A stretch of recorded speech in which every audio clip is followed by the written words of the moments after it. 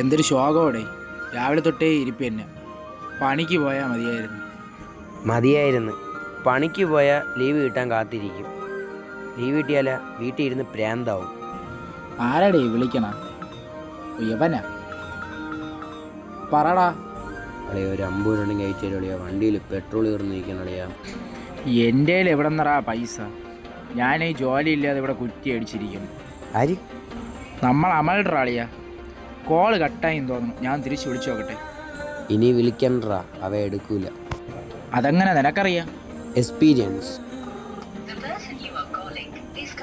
ഞാൻ പറഞ്ഞില്ലേ, ഒരാളെ സ്വഭാവം നമുക്ക് മനസ്സിലാവണമെങ്കിൽ അവരിങ്ങനെ ഒരു സഹായം ചോദിക്കപ്പോൾ പറ്റൂല എന്നങ്ങ് പറഞ്ഞാൽ മതി.